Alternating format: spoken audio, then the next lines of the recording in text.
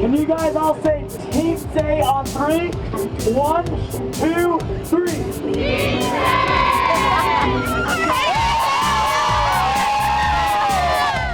Hi, I'm Marianne. Welcome to Teen Say. Today we are at Pender in Chantilly. At Dulles Gateway. Awesome, and we are with Dr. Hendrickson. Hi. Hi, an amazing vet, Snowball's vet, and we're going to tell you all about Snowball's surgery later. She's amazing. Thank you. And I told her we were doing the medical journey on how doctors become doctors. And every road seems to be very unique. That's right, mine definitely is. And that's what we want to hear, because kids think, you know, oh my gosh, there's not an app. I can't do this in 2 seconds, push a button. But it doesn't have to be a grueling road. It can have lots of different steps, and everybody does it a little differently. So we're eager to hear your story. But before we hear your story, we want to talk about this sign here. So we want to tell you that your parents are always proud of you. Her dad came down and saw this sign, and what happened? Oh, Dad was really thrilled by seeing it, and of course he wanted a picture of me and him, and then the next day I noticed that he posted it on Facebook. So That's awesome. yeah, Dad was proud. Yay! Yes, our kids are always our babies, see? So no matter how old. So let's go into your exam room and hear all about your story. Let's do it. Okay. So Dr. Hendrickson, we're in your exam room. Yes. Yes. One of them. Yes, yes. So exciting, right, Snowball? Snowball's like, yeah, she doesn't hurt me. I'm sure Snowball's a little nervous because Snowball knows that this is where we go to get shots. Oh, yes. And other things. We did a little procedure on Snowball last week. We cleaned Snowball's teeth, and Snowball had a little tiny growth on his gum line. Tiny. It was huge. Well, it was big. We have some pictures. Oh my gosh. That I removed with a laser when Snowball was in. And you gave us some great news. It was not Great cancer. news. It was not cancerous. It Thank was more God. inflammatory. So that was excellent. Yeah, and it was really huge. It was, we'll show you pictures, but it was very big. Right, Snowball? Now we have nice clean teeth, just Yep. like your nice clean beautiful coat. Snowball Yeah. just got groomed and looks so cute. Yeah, Pretty Paws put new bows on him because he went out in the snow yesterday and got all dirty again. So he's great for you guys. So we're going to hear about Dr. Hendrickson's story. So in high school, how did you decide you wanted to become a veterinarian? Okay, well, I went to Oakton High School, so that's Ah, kind of you're in the area. I local. kind of grew Yeah. up here. And when I was in high school, there was a couple different things that interested me. Certainly, I was always very interested in animals, but I was also interested in theater, and specifically technical theater. So I was very interested in, doing lighting and set designs and things like that. And so actually, when I went to college for my first year, I was going towards that path, and I thought I wanted to do that. But Wow. after about my first year, I started thinking to myself, gosh, this doesn't seem like a career that's really going to be consistent and have a great salary, consistent salary anyway. So I started thinking, gosh, what else is it that I want to do? And Right. because of my love for animals, I decided, let's go that way. And so I started looking into We're so glad you did. me too, really. It's been a great career. But I started deciding where I wanted to go. I did not go directly into veterinary school. I found out that Nova has a program for veterinary technicians, and that's a 2-year program. So I went through that program, became a licensed veterinary technician, and then really enjoyed that career for a little while. But I was How long getting did you into some work different- as a technician? I was, I think probably about 4 or 5 years. I was a technician. Wow. And I started getting into a little bit more into research, and I got a great career doing that, and I enjoyed it. But then I started realizing, gosh, this is challenging for me. I want a bigger challenge. I want more. And at Because that the point, research you saw was so incredible. the research was very exciting and interesting, and I thought maybe I even wanted to do research as a career.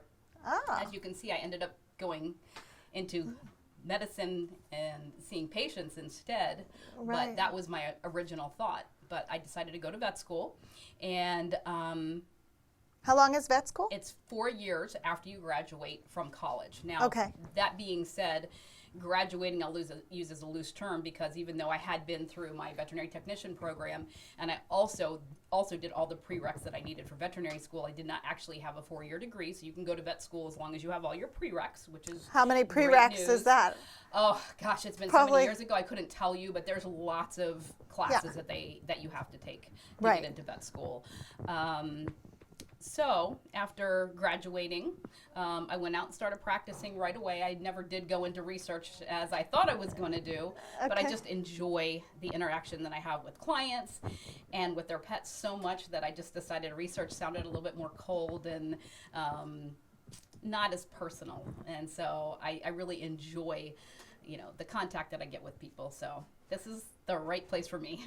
That's awesome. What veterinarian school did you go to? I went to Virginia Tech. Wow, Yep. Now, that's impressive. And Virginia Tech is the only school in Virginia, and also it's the Regional College of Veterinary Medicine for both Maryland and Virginia. Wow. So, yeah.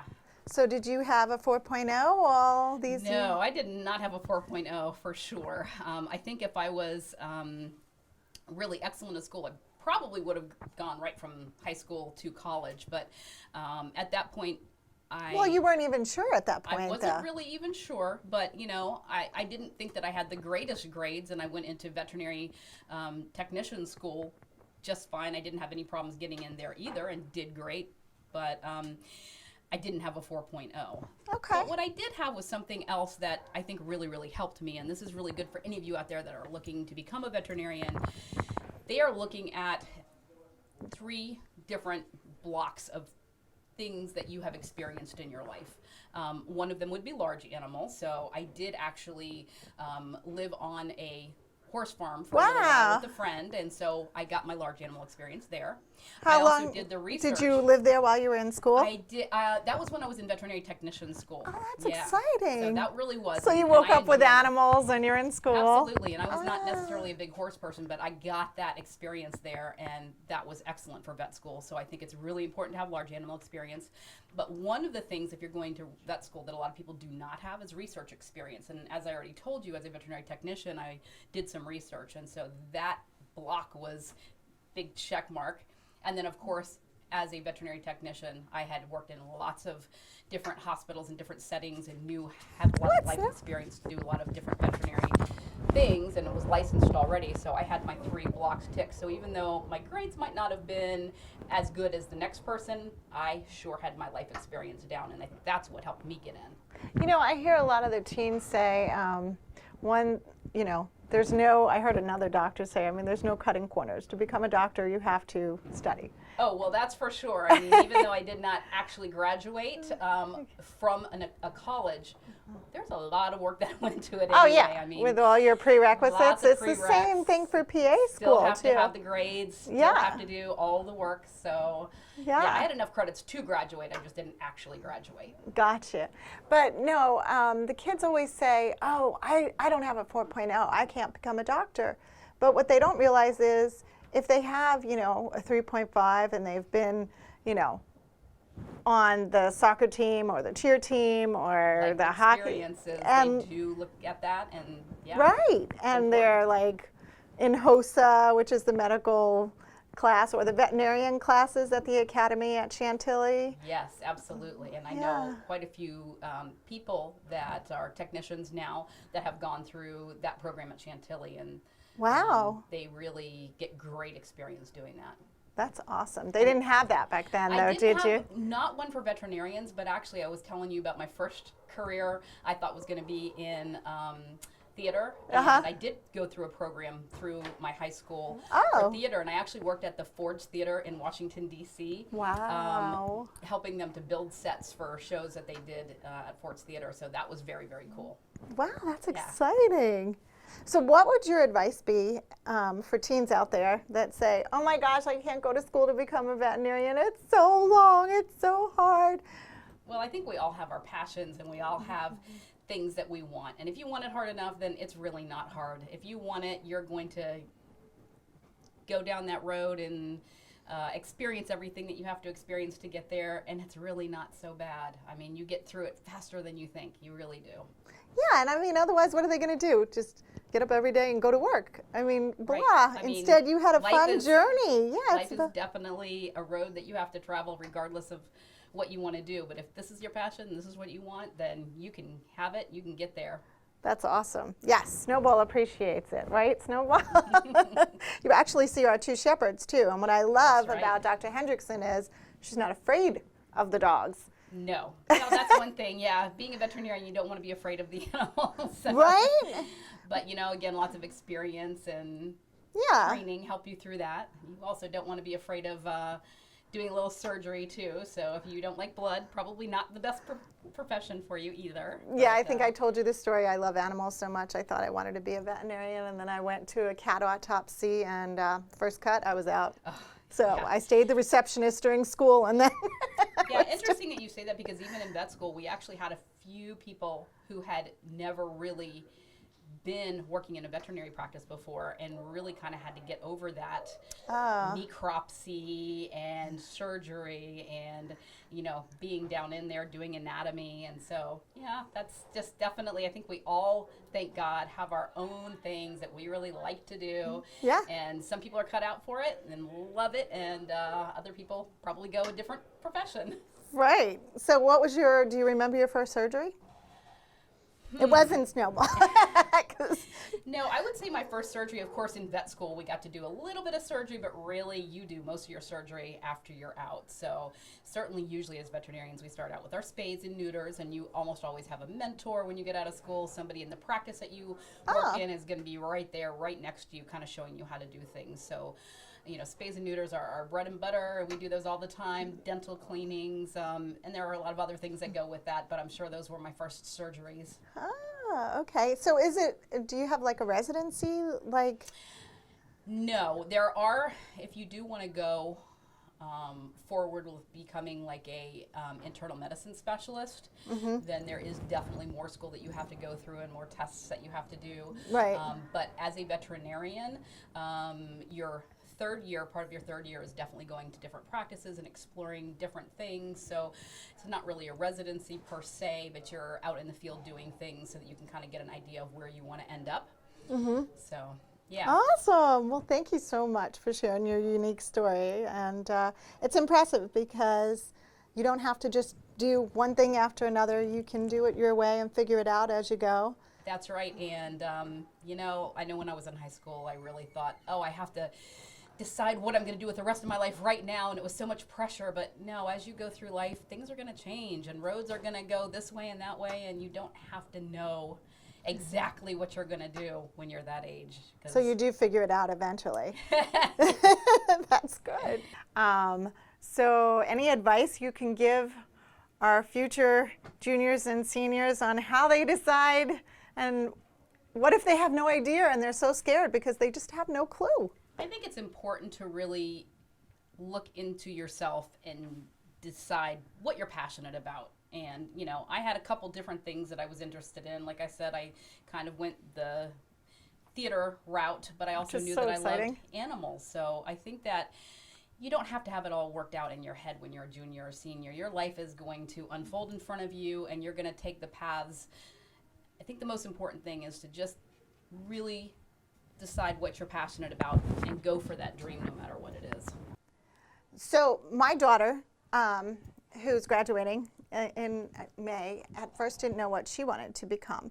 And she thought she wanted to be an occupational therapist. And I told her it's a good idea to go follow one for a day. Give them a call, and see if they can let you shadow for a day. So do you think and lo and behold, she decided after one day she did not want to do that. So I'm so happy she didn't register for college and go the path of the prerequisites for occupational therapy and pick schools for that. So it was great that she did that during high school. So do you think that Absolutely, internships are important and shadowing? Super important too. If you want to become a veterinarian, you need to find a veterinarian that will let you observe like for Dr. a day. Hendrickson. And then maybe even get a job as an assistant part-time on weekends or something, so you can really decide whether this is the kind of path that you want to go down, because it may sound great where you're playing with puppies all day, but when you're really doing it day to day, is it something that you're going to absolutely love, or are you not so sure? So it's really a good idea to Because get in blood there is messy. I know Snowball. find a veterinarian and shadow them for a day or so. Also, I think that you're right. Nova is great. I went to Nova for my veterinary technician school, but I also took a lot of my other prerequisite classes there. Sure, and it's just definitely cheaper. It's so much less expensive, and you can really have a lot Stay more home with options mom and dad. to, decide what you want to do. And I actually also went to other colleges. I went to VCU when I was living in Richmond to get some of my prerequisites, and I also went to George Mason for several of my prereqs that I needed for vet school. That's so much more exciting. And also, by the way, this is, I think, a very important thing to say. If you guys don't already know this, it is a whole lot easier to get into Nova and then transfer to a 4-year college than try to get into a 4-year college right away. Because once you're already in college, then it's a lot easier just to transfer into another one. So it's a really good idea to take some Nova classes first and decide what you want to do, and then go to your 4-year college. A lot of parents are going to be very grateful that you pointed that out. I think mine were, yeah. Yeah. So, well, thank you. I don't want to keep you from surgery. Do you want to tell us a little about not cleaning their teeth and thinking it's just routine? I'm glad you asked that question. I know, because you're advanced in dental, and I know. Absolutely, I do have. I did ask her lots of questions before I let her operate on him. That's how I realized how wonderful she was. As a veterinarian, of course, we have to have continuing education, and we can also take advanced classes, and I did take an advanced class in dentistry. But my brother-in-law looked you up. it is very, thank you, good, I'm glad. I think it's very important to look up your veterinarian and make sure that that you guys mesh together, and make sure that you like your veterinarian and you can have great conversations about your pet, because their health is so important. You want to make sure that you're up on all the vaccines. But dental health is something that a lot of people really don't think about, and especially for small dogs, probably even more than big dogs, they can get some really severe dental disease. When that breath is not smelling so fresh, or when you look in there and you're seeing some tartar and plaque, people do not realize that you are getting periodontal disease. They are getting periodontal disease, and their teeth are getting loose, and it is really important to have them cleaned every year so that they can have good dental health and they're not getting infections, and they aren't going to need to have teeth removed when they get older, and so that their kisses are nice and fresh and sweet. Yeah, no matter how pretty he looked, nobody wanted to go near him because his breath was so bad.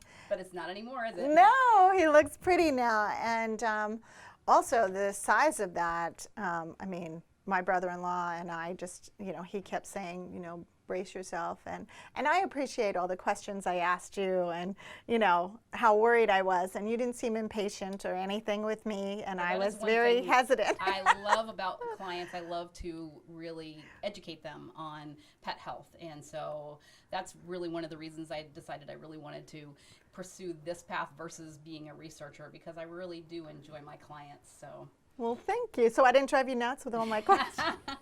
I think I'm a people person, and that's another thing. It's probably good to be a people person if you want to be a veterinarian. Yes, people and animals, right? And, Yes, animals are a great judge of character if they don't like you. I used to say with every guy I went out with, if the dog doesn't like him, well. That's right. That's a very good point. They're a very good judge of character. So you have some surgeries today. I do. So before I let you go, I want to talk about at college, when the kids go to college, they say the hardest thing for them is to leave the pet at home, their family pet. Aww. And, Well, it's a good thing there's FaceTime then. Exactly. But what about the ones who decide to get a pet during college? Do you think that's a wise decision? I think that's a tough decision. I understand it completely. I did take my dog with me to college, but I took my cat. As a college student, we don't always have the most money, and so it might be a little harder to really afford their care. And I think that's an important thing to think about, because if you can't afford their veterinary care while you're in college, their food, then maybe you should leave them home with mom and dad. Yeah. Yep, food. Yeah. And plus getting one, a puppy at college, they're supposed to be studying, so it's a lot of work. It is definitely a lot of work, and of course they can help you study too, but on the other hand, you have to make sure that you're getting out of school on time, you're getting home to take them for walks if you have a dog, because, if you're at school and you're studying with all your other buddies, and those study sessions can last well into the night, as mine usually did. Right, and even if they go out or they decide, hey, let's go away for the weekend, then they have to worry about a dog or a cat. Cats are a little easier to leave, but Absolutely. A dog. Cats are a little bit more independent. So. Yeah, I had a cat during college. But so one last question. So therapy, So dogs are very therapeutic. For sure, they certainly are. I think that they really calm you down. You can talk to them about all their problems and they're never going to tell. So. They're pretty loyal. The best friend. I said the other day on Facebook, I said, yeah, they're girls' best friend as well as guys' best friend. Absolutely. This is the table that we usually would do dental cleaning on. And we have the ability to take digital x-rays of the mouth and of the teeth so that we can look at the roots to make sure that there's nothing going on, infection under the gums and infection at the roots of the teeth. So it's very important. We can find cracked teeth that way, and we can know which ones really need to come out and which ones don't need to come out. So Wow. that's great technology. Yeah, And so we this have is a place over here that we can have some of our animals stay while we're whether either being hospitalized or if we're just keeping them for a few minutes to do a few procedures on them. And our treatment area right in front of us is where I do a lot of my exams. If I'm doing them in the back and not in the room, then I will do them back here. Okay. Minor procedures, minor treatments that we're doing. And then Suzanne, one of our technicians over here, is preparing for our surgical instruments and cleaning them so that we can do surgeries for tomorrow. And our surgical room is right behind her. So thank you for the tour. Where are we now? Sure, we're in my surgical suite right now. And this is the room that I would typically use to do spays, neuters, mass removals. I might even take out bladder stones. Oh. And then we also do dental cleanings. We usually do that in the other room because that's less sterile. This is our sterile room. Okay. Yeah, you were saying now you can hold a mic, but otherwise you couldn't Yeah, hold normally anything. I can't touch anything with these gloves on. And then over here on the corners are surgical laser, and so our laser is used in procedures like small mass removals, and that's actually something Like similar Snowball to what I did. did with Snowball when I removed that mass off Snowball's mouth. We used the laser to take that off. This is for you, so hopefully you can touch it. It's from Teen Say. It's a coffee mug. Everybody can have their say on Teen Say, so we appreciate you being an expert with us today. Cool, thank you very much. So I hear all your furry friends back there, so we're going to let you get back to work. Okay. But is there anything you want to tell them out there before we say goodbye? Well, I just want to wish all you high schoolers out there that you have a great journey and don't stress about it because in the end, everything is going to work out. So best of luck, everybody. Hi, I'm Marianne. Welcome to Teen Say. Today we have a great opportunity to share with you. We are at Edison High School with Jeannie Wilford, and you are the Career Experience Specialist for the Academy. wonderful. And we are talking about how teens decide who and what they want to be after high school. And the Academy classes are an awesome opportunity because if you're lucky enough to get in them, we have several different ones. You get experience before you leave the high school and may even get to dabble in your career. So, what would you like to add to that? So in addition to all of that, our students do get real-world experience in most of our classes, either through business partnerships, internships, worksite experiences that are real work sites, like the students will be interviewing very soon. We also have students who earn industry certifications that are professional certifications, so they can literally leave us and go to work in their field. Hi, I'm Marianne with Teen Say. We have a treat for you. We went to talk to Dr. Hendrickson with Pender Veterinarian Clinic, and now we have some students with us. And they are in, which class are you in? Veterinary science. Where are we? Veterinary science. Edison Academy. Okay, so can you tell us your names? I'm Tatiana. I'm Calvin. And tell us why did you sign up for this class? I signed up for this class mainly because I love animals, and when we came to do visits and stuff like that, it looked so fun how we saw the students interacting with the animals and giving them baths, and we learned too that we actually learned about animal behavior, how to handle animals, and I was really looking forward to figure out what career I would have later on after high school. I chose this class because I knew I wanted to do something with animals, career-based, but I didn't know exactly if I wanted to do veterinarian or vet tech. After we visited, I knew that I wanted to be in this class because we got to physically interact with animals. We got to groom them. I've never been this close to this many different animals. It looked fun overall. So tell us, what do you want to be after, what do you want to do as your career after high school? I either want to be a vet tech or a veterinarian. I'm still deciding. I made up my mind and I want to be a veterinarian.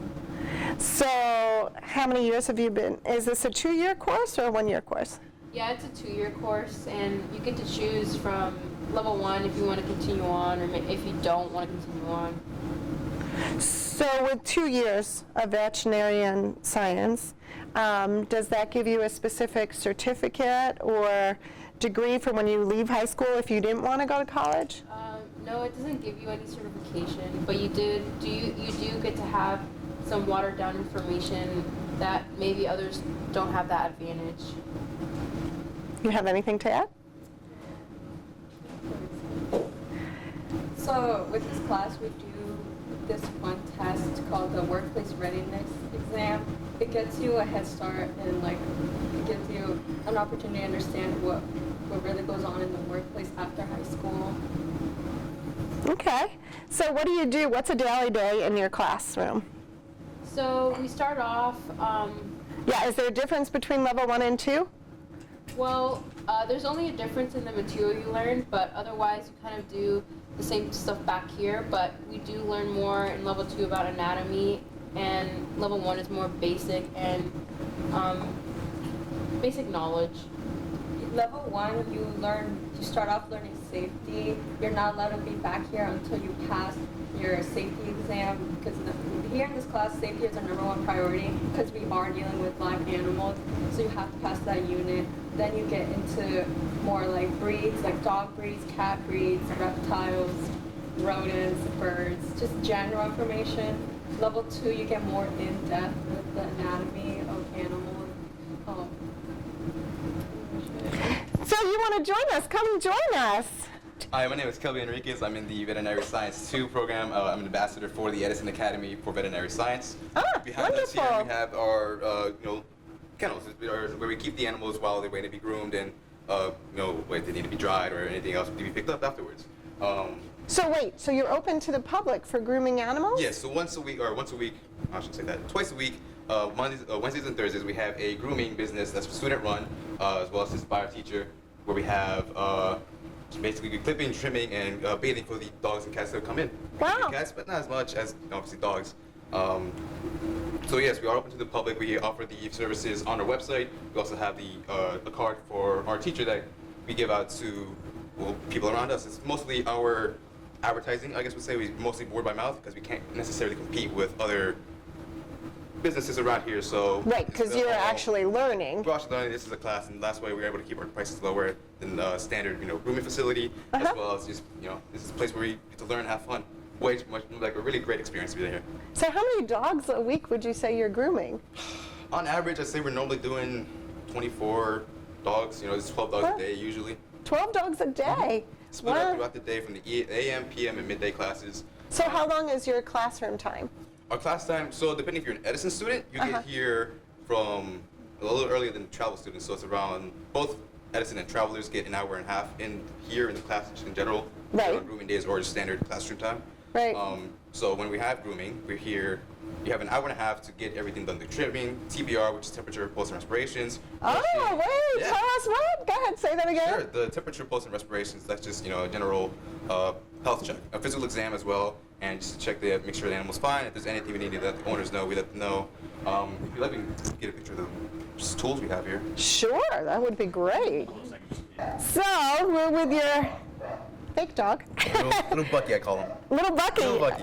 Okay, so he's going to help us with what you do when a dog comes in. Yep, and normally we'll just... Normally, how many students are working on the dog? Normally we get about 1 or 2 students per dog, just because we're all partnered up, and if you need it, you always have that extra hand. We'll start off with just a basic physical exam, so we look at the eyes, mouth, and teeth to see if there's any kind of issues with their mouth and teeth. We'll check their gums to see their. Well, can you show us? What would you use? Normally we use just physical exam. Oh, It's okay. just general, overhand, look in their eyes, open their mouth, see if they let you. Feel around their bodies for any lumps and bumps. Okay. And then find any sort of anything that we need to let the owners know of. Any sort of issues, anything in their rear end, their paws, just a general look-see to see what's going on. Okay. And then we'll start off with temperature, respirations, and pulse. So we use your stethoscope here. Put Okay. it on. Ah, you're official. Yeah, official, yeah. And we go ahead, find the pulse, listen for the respirations, and then the fun part of for most people might say, or I shouldn't say that, the least fun part for the dog, get a temperature, check, see if it's within normal limits. So it's around 100 and 102.5 is the normal range. And then Is that scary for some students when they first do that? if you think too much about it, then yeah, I guess it can be. But in reality, I mean, it's just you gotta think this is the best thing for the dog. You gotta Yeah. make sure they're all healthy before we start doing anything else. Because this is a Okay. little stressful. There's lots of noise, lots of dogs going on in here. Do other dogs have to people. be restrained when you take their temperature? For the most part, they're all pretty calm. They'll, stick it in, and that's all. Just sit, Okay. and then sometimes Okay. you might need a little hand here just to hold them up. make And sure then they're they not going go anywhere. into the sink? First, we actually get through a brushing. So we use a variety of tools. We have our slicker brush here, a shedding blade, Oh. pin brush, all types of things for different kinds of coats and lengths of fur. And then after quick brushing through, make sure we get all the loose hair and debris off. Just a little once over one more time to make sure everything's good. Then we take them onto the bath. Yeah, let you go? Sure. Okay. Awesome. So now we're in the bath. We got them all brushed down. We go ahead and test the water, make sure it's not too hot, not too cold. And before we put any water on the dog, we'll start off with just some eye drops, just a little quick, protection for their eyes, because then like us, we can't exactly rub their eyes as well as we can. So we'll just put that in there, just a little safety for them. Maybe start out with a rinse, lather them up with some soap, rinse one more time, get the conditioner going, and then rinse them off. And use these blow dryers here on the wall to dry them off, just to obviously get the water off, and then as well as a towel, just to make sure we get the paws and everything on their armpits and all that, to make sure they're as dry as they can be before the owners come pick them up. Once we're done with the bath, we move on back to a secondary brush just to get any of the loose hair that came off from the brushing or the bath. And then from there, we start doing an ear cleaning as well as a nail trim. Uh-huh. That's the basic service we provide. We also provide trimming and clipping. So we just trim up the fur around the ears. For trim, it's just face, ears, feet, and butt, tail. For that, it's just scissoring really quick around the face and up after the bath.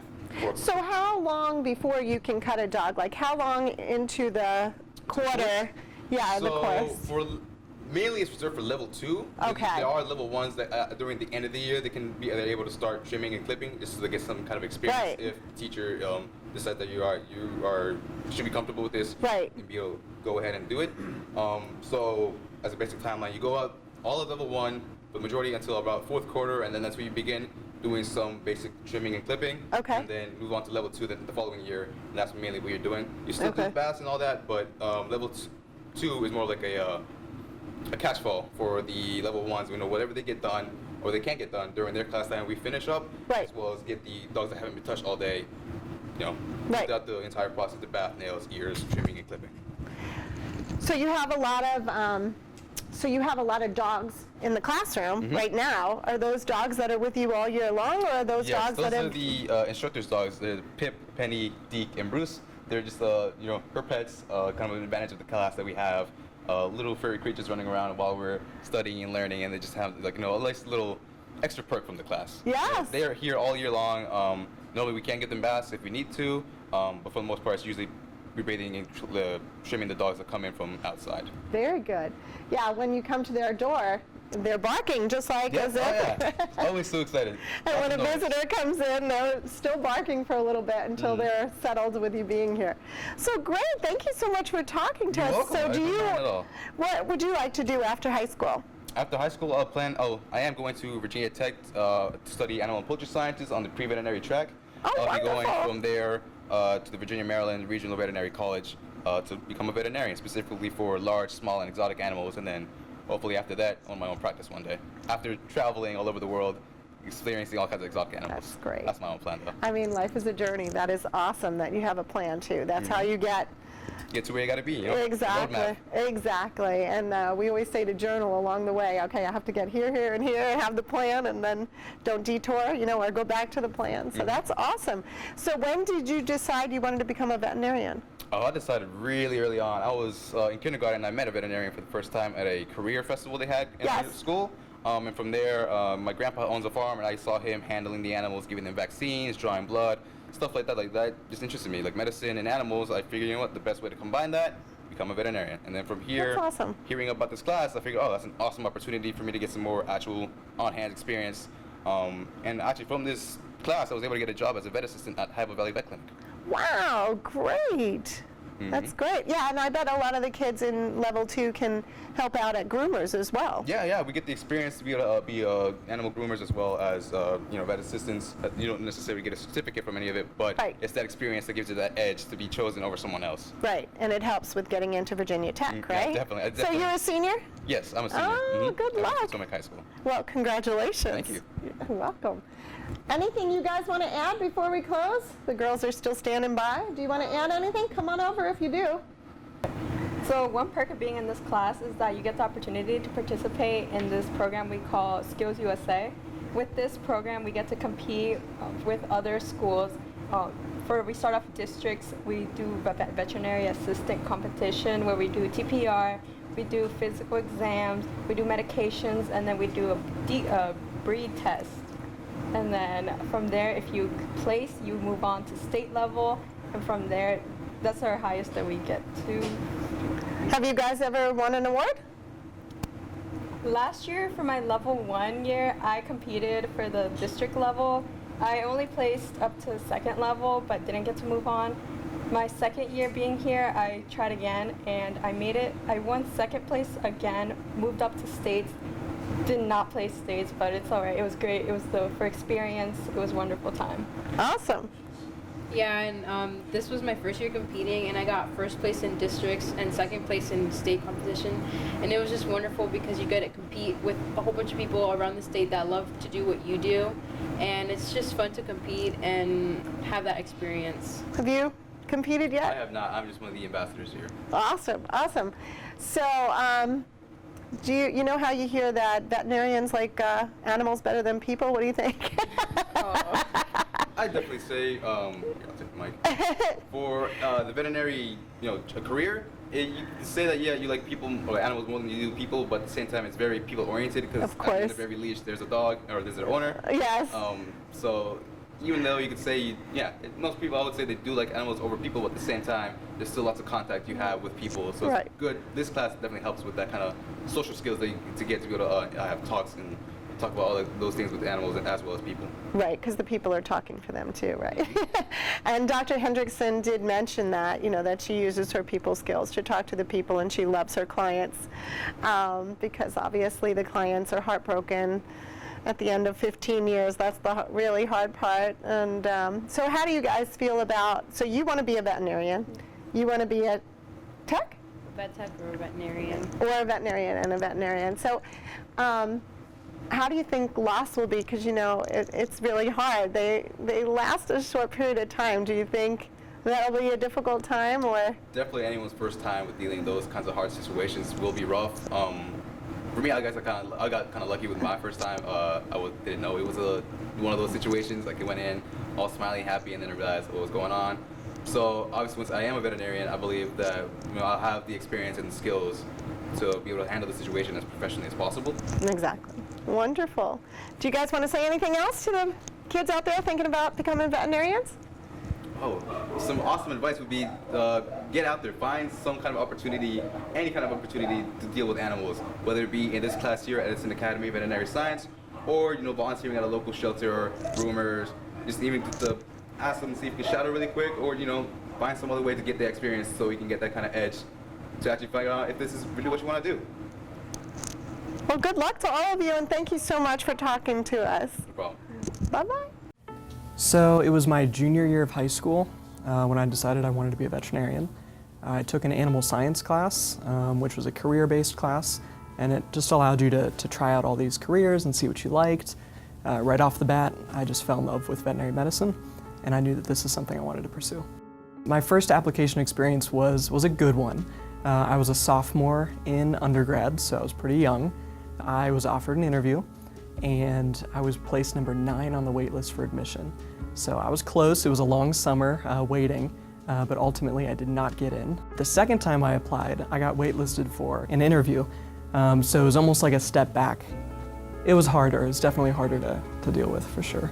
Being rejected 2 times was difficult, but it really helped me realize that this is something I want. Because every time I was rejected, it gave me something to work towards, and it gave me more motivation to work harder and better myself and better my application so that I'd make it impossible for them to say no. In between applying to vet school, I shadowed veterinarians. I shadowed board-certified veterinarians. I shadowed equine veterinarians.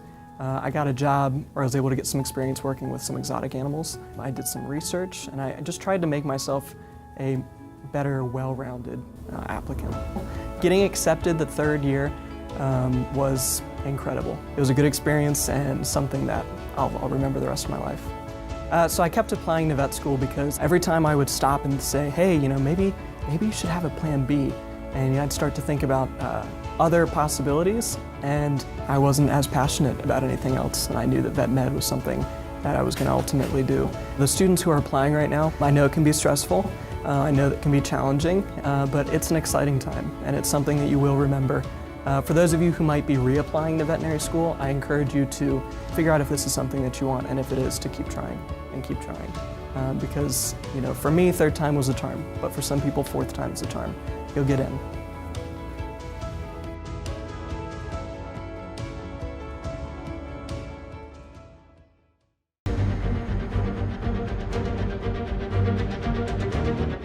Today, we have an incredible expert with us. We have Dr. Laura Horn with Ortho Virginia. Thank you for talking to us today. You're welcome. So, one, I want to ask you, at what age did you decide you wanted to be a doctor? And then, what was your medical journey like? Was it the typical, I got a 4.0 all through high school, I scored over the top of my SATs, and I walked right into college and then medical school and soared? Or was it a different road? My mother had some medical issues and was born with a congenital heart defect. And as a child growing up in the family, she oftentimes had problems as a result of this congenital heart defect. And ultimately, when I was a young teenager, my mom underwent a relatively new procedure to fix a congenital hole in her heart that she was born with. And the operation was a success. During that time, however, and during the recovery phase, it was a bit rocky in the perioperative period. And soon after surgery, seeing my mom in the intensive care unit, I was simply amazed and in awe about all these machines keeping her alive, and all these tubes that were there. And I'm grateful. I was awestruck by it, and I had to learn more, wanted to learn more, wanted to understand. This was incredible. How could this be, and how was science so far advanced to allow an individual to survive in this capacity when she looked terrible, and the doctors say, wow, all of her numbers and all of her signs look great. She's doing okay. And although she was very sick, I was simply amazed that this could be the case. And so that kind of really spurred my interest with regards to science and medicine.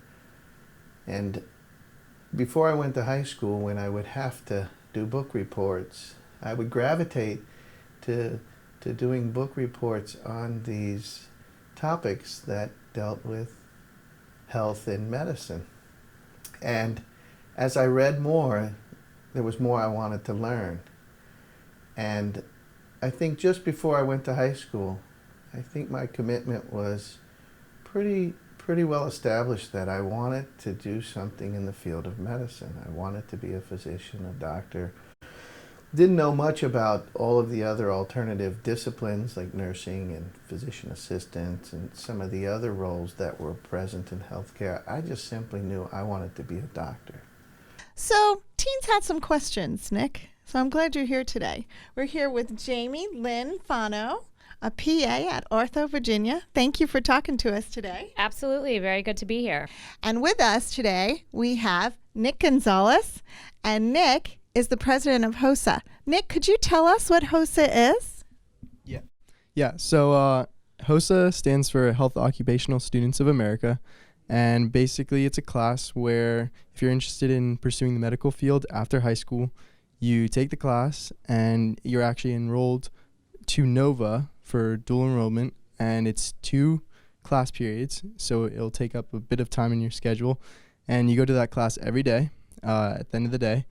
And basically, the whole year you learn about all the medical professions, very broad topic, not in depth at all. And you learn about first aid and, for example, how to save someone if they have a severe bleed. Use a tourniquet, so it's called Stop the Bleed. And yeah, Blood pressure? we're learning that right now. Jamie came to your school, and do you want to tell us how well she did there? She did great. She was our best public speaker we've had.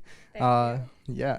So we also, the officers and I usually try and get PAs and doctors that we talk about in our class to come in and talk about what they do. Let's hear about what a physician's assistant is, what a PA is. Sure. So a PA is considered a mid-level practitioner. We're able to diagnose, treat, order studies. We're able to first assist in surgeries. So we actually practice very autonomously. I work in orthopedic surgery, which is a fabulous specialty to be in. Orthopedics was always important to me because I had a very serious ankle injury in high school that was treated by an orthopedist. So I spent a lot of time in the orthopedic office growing up, which I think is what drove me to go into orthopedics, because it was very interesting, being an orthopedic patient for almost a year. And so now I'm treating those same type of patients. Before we get there, can you tell us about your journey? How Sure. did you become a PA? Sure. So I went to, as I said before, I was always interested in medicine, so I knew I would end up there somehow, similar to Nick. When I finished high school, I went to James Madison University, where I majored in biology. I was very much considering going to medical school. I actually took the MCATs. I started my application process, and about halfway through my senior year, I realized I don't think I want to do this. So I actually took 2 years off. Senior year of college. Senior year of college, yes. So I took 2 years off, and I worked as a medical assistant in a gastroenterologist's office. And he had a physician assistant who was absolutely amazing. She basically took me under her wing. She would take me to the hospital. She would let me see patients in the office with her. And after, being with her for about 18 months, I was like, this is exactly what I want to do. So I'd already had the prerequisites from being a biology major. So I just applied to several schools. I was lucky enough to get into all the schools I applied to. So I was lucky. I went to PA school at Philadelphia University. Program is 27 months long. Had a wonderful experience there. And then Is PA school grueling? PA school is not easy. Basically, we're taught on the medical model. So it's the 4 years of medical school condensed into 2. The first year consists of a didactic year, which is in the classroom where you're learning, how to treat patients, the diagnoses, pathophysiology, medications. And then the second half of PA school is clinical rotations, very similar also to medical school, where you're actually working out in the different specialties for about 4 to 6 weeks.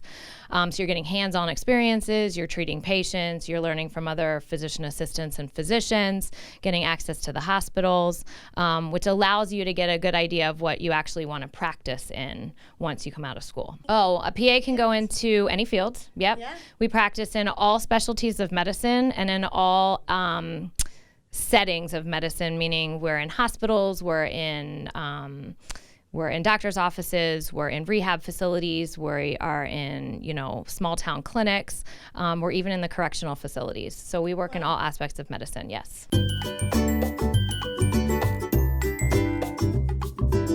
Hi, Hi, I'm Marianne. Welcome to Teen Say. Today we have a great opportunity to share with you. We are at Edison High School with Jeannie Wilford, and you are the Career Experience Specialist for the Academy. wonderful. And we are talking about how teens decide who and what they want to be after high school. We are with one of the biggest trades happening right now, cybersecurity, right? Ooh, yeah. And what I love about these guys is they absolutely love their teacher. What's your teacher's name? Give him a shout out. Mr. Coosters, he's behind the camera, but we're still going to make you known. And what do you love about your teacher? He's always a good outgoing guy. He's always there helping us out. You know, if we ever have a single question, he always makes himself available, even if he likes to hide behind his desk once in a while. But you know what? We still love him. Do you want to add anything? I would say he's a chill and funny guy, always willing to and engaging, you know? Okay, awesome. Make the class more easy and enjoyable. Awesome. There's the A+ for the end of the quarter. No. So tell us about your shirts. Oh, Cyber Patriot. So recently we just got a team together, actually. We both had to actually start a brand new one. So we got 4 other participants, and it's basically just trying to get cybersecurity more known to the youth and trying to get it more innovative, because as technology is progressing, there's a lot more people who want to take advantage of these vulnerabilities. So we want to get it known that, hey, these are really big possibilities that can be taken advantage of, and we want to make sure that, you know, other people in our grade or even in our school, anywhere, we just want them to be known that this is a job field that needs to be done. It's not something that's going to be done by one person. It's got to be done by an entire team. So that's why I could never do it without this wonderful guy. So tell us your names. We didn't even get there. I'm Jace. And I'm Chris. And are you juniors or seniors? We're both seniors. So how did you decide you wanted to go into this field? Well, they had our school has a lot of open houses, so I went to one of them just to see the classes. And I've always been interested in computers because my mother is an educational technologist. So being around technology, it's always influenced me to be part of it. And I realized that cybersecurity, it may be a lot of work, but I find it such an enjoyable experience. And having Mr. Coosters there just gearing me on towards into that field has really helped me. So for me, how I started enjoying the computer courses is actually because He can hold it. What's your name? Chris. Okay. Yeah, and the reason why I chose the computer engineering for my career is because like mostly like everyone in my family does computer, and I never really show any interest in anything other than computer. So when I was signing up courses for middle school, I was looking for anything that has computer related, and then the first thing I saw was cybersecurity and all the other fellows took cyber courses that I thought, you know, was interesting, that could additionally help me. And it has helped me, like A+ has helped me learn basics to like my career, and I can further improve more in the future. Hey, how are you? I'm good. How are you? I'm fine. So, tell us your name. My name is Brian Salazar. Are you a senior? Yeah, I'm a senior. I'm So tell me about this class. What's the name of the class? This class, the name of the class is Electrical Engineer. Okay. Yeah, to be in this class, you gotta pass from level 1, level 2 to level 3. And you come out as a professional? Yeah, well, with certifications? With the ICC and the OSHA 10 and OSHA 30. Yeah. So how did you decide you wanted to be an engineer, electrical engineer? So I'm gonna tell you my story. To be honest, I was in 10th grade, and at that time I wanted to become a police officer. Huh? But then my dad came to me and he told me that I gotta look for something, a career that is easy to study, and it doesn't like take us a lot of money, like education, and to take something simple, like something easy you can learn, and then something is gonna help you, like you're gonna get a lot of money by doing easy things. So I thought about it, and then he just came to me again and he told me you should do electrical jobs, like electrical career, and I was like, that might work. Today we are at the Fire Academy in Fairfax County. Very exciting new program that Fairfax County Public Schools has started.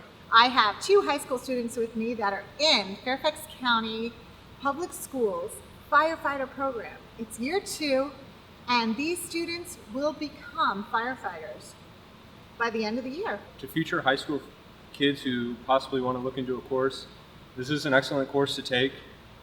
There's almost no negatives or downsides to it. It's such a fantastic opportunity. I've walked away now with 12 other brothers and sisters that or throughout the county from other high schools that otherwise I would never have met. Got the line charged, and then the other person grabs wheel chalk. You want to make sure you chalk the wheels so the car doesn't go rolling if you're on a grade or anything like that. That's good. And then you go in, you spray, and get all the underneath first to make sure that you get all, like, if there's any oil leaks.